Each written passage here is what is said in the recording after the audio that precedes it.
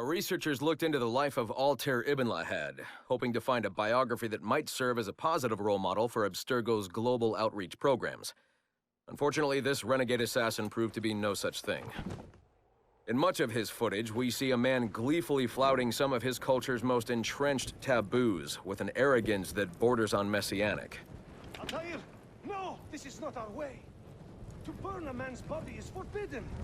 Many of our researchers felt that the arguments articulated by Altair's rival, a man known as Abbas, were clearer and more cogent than any we heard from Altair. I've recently put in a request that more effort be dedicated to locating one of Abbas's descendants, if any exist.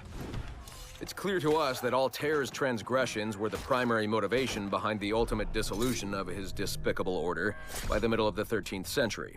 We therefore strongly recommend a pass on this property, in favor of a more agreeable and inspiring figure from this era.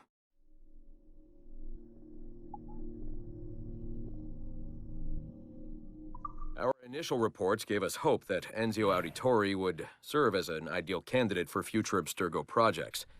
His charisma, sexual magnetism, and wry humor gave him all the qualities of a leading man. However, his corruption by the assassin order robbed him of these qualities as he fell deeper and deeper into a spiral of revenge. Enzio was frequently known to articulate a passive acceptance of evil. He was also a man of ugly contradictions, one who preached free thought yet traveled well beyond his home country to proselytize his corrupted creed, just as he's doing here with this impressionable Chinese girl. Notice, too, that in his gestures and bearing there is still something of the old lecher in him. Enzio's entire personality is built around pure demagoguery, claiming his philosophy is about love when violence and coercion are his primary means of tackling problems. We have therefore come to the conclusion that Enzio Auditore da Firenze would be a risky character to develop.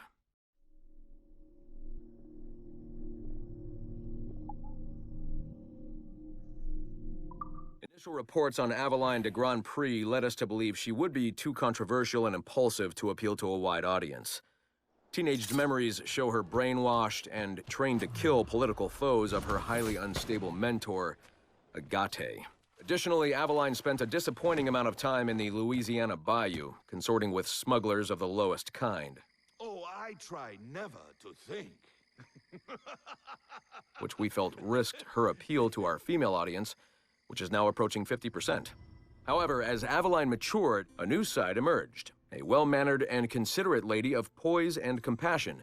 Aveline came to embrace a new mentor, her stepmother, Madeleine de Lisle, a tireless fighter for the rights of slaves. Thank you, Madeleine. With some editing to prioritize this relationship, we feel Aveline's story will more than meet our needs. Our team recommends a go on this property. Get this one to market quickly.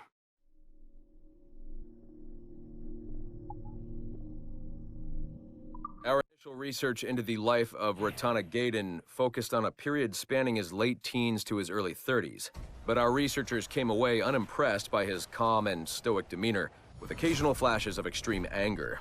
This was not the sort of leading man we felt comfortable endorsing. We decided, therefore, to delve into his early childhood, with the hope that scenes of pre-colonial America might hold some appeal.